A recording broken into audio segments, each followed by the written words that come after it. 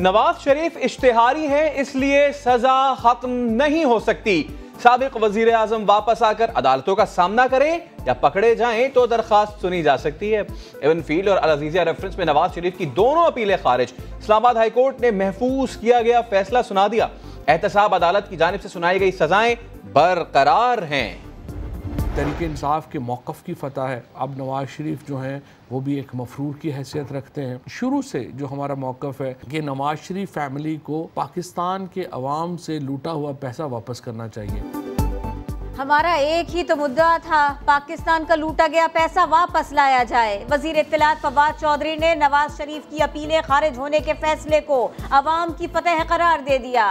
कहते हैं साबिक वजीर आजम ने अपनी प्रॉपर्टी के बारे में झूठ बोला।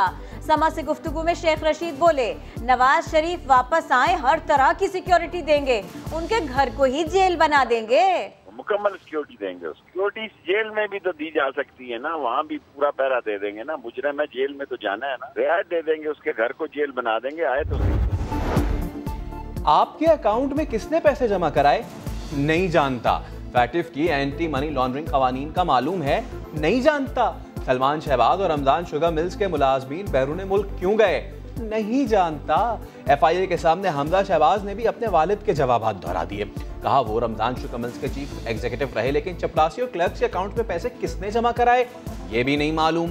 नून लीग ने नैब के बाद FIA को भी सियासी करार दे दिया।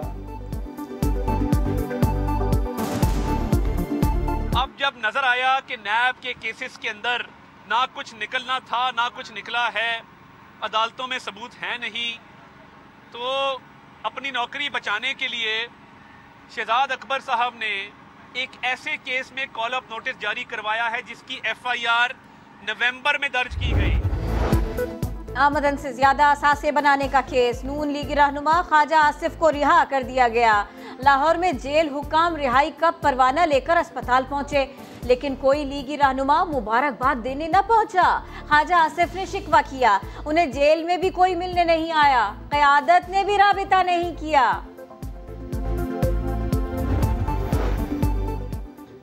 इलेक्ट्रॉनिक वोटिंग शफाफ इंतखाबात का रास्ता है।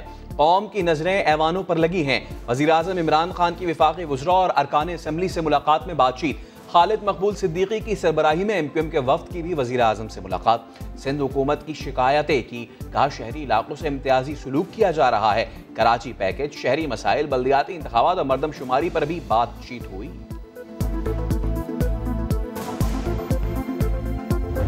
ये खून चूस बजट है, ये हड्डी तोड़ बजट है, ये किसी वजीर किसी मुशीर का काम नहीं। ये कमाल की कारकर्दगी उस ज़कूटा जिन के है जो इमरान खान साहब के पास पहले दिन से मौजूद है।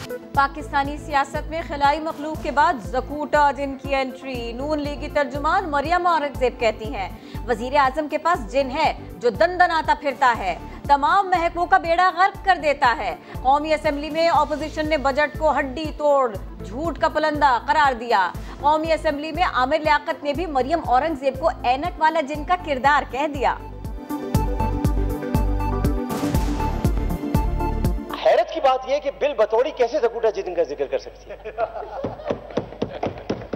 जब ज़कूटा जिन का जिक्र हो तो वो ऐनक वाला जिन आएगा ना उसके लिए। टैक्स ना देने वालों की गिरफ्तारी के कानून पर नजरसानी कर रहे हैं। ये इख्तियार अफसरान के पास नहीं, वजीर खजाना और चेयरमैन FBR के पास होगा। कौमी असम्बली की कमेटी में शौकत तरीन का जवाब, कहा नए माली साल का टैक्स हदफ 100 अरब रुपए कम कर दिया। सवाल उठाया कि सूबों को इजाफी पैसे मिले, लेकिन उन्होंने तनख्वाहों का खर्चा बढ़ा दिया। तालीम और सेहत का ख्याल कौन करेगा। फिशरीज से फरियाल तालपुर को 1 करोड़ और उजैर बलोच को 20 लाख रुपए भत्ता मिलता था। डायरेक्टर सईद बलोच और निसार मुराई को उजैर बलोच के कहने पर तैनात किया गया था। लियारी के गैंगस्टर ने पुराने किरदारों से मुताल्लिक नए इंकशाफात कर दिए। इकबाली बयान का दूसरा हिस्सा भी सामने आया।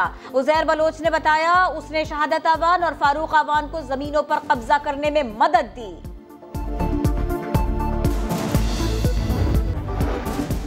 पाकिस्तान में बिजली का बहरान जोर पकड़ने लगा। तरबेला डैम से मजीद 1760 मेगावाट बिजली सिस्टम से निकल गई।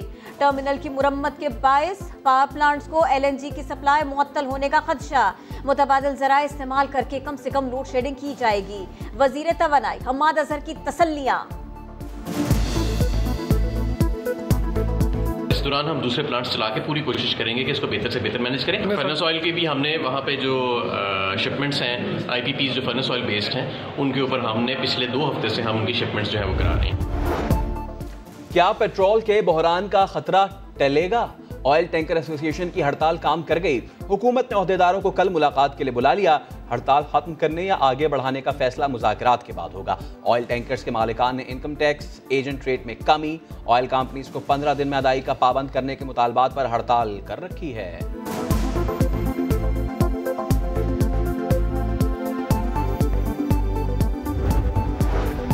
कोरोना को काबू में रखना होगा। एहतियात का दामन मजीद मजबूती से पकड़ना होगा। कातिल वबा से मुल्क में मजीद 38 अफराद इंतकाल कर गए। मजमूई अमवात 32,111 हो गई।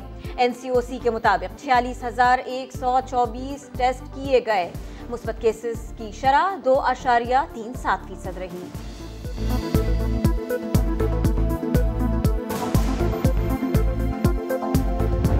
और अगर इसी तरह चलता गया तो यहाँ आगे गर्मी उस सतह पे पहुंच जाएगी और बारिश उतनी कम हो जाएगी कि यहाँ रहना मुश्किल हो जाएगा लोगों का। वजीर आजम इमरान खान की बात दुनिया को समझ आ रही है। कोरोना के बाद दुनिया के लिए हीट वेव बड़ा खतरा बन सकता है। अक़वाम मुत्तहिदा ने खबरदार कर दिया। रिपोर्ट में कहा गया कराची और मुंबई समेत कई शहरों में 2080 तक हर साल 30 हीट वेव्स आ सकती हैं। कहीं बनता है जीतना। मैं मुल्तान को सपोर्ट कर रही हूँ। मैं एक्चुअली कराची को सपोर्ट कर रही थी क्योंकि ऑब्वियसली इट्स आवर सिटी, लेकिन अनफॉर्चुनेटली कराची हमारा कर नहीं पाया फाइनल्स तक। इतना बड़ा तैयारा कि 2,25,000 लीटर फ्यूल डाला गया। दुनिया के सबसे बड़े तैयारे में कराची एयरपोर्ट पर 3 घंटे फ्यूलिंग होती रही। एंटोनॉफ तैयारे में 50 गाड़ियां रखने और 640 टन वजन ले जाने की सलाहियत है।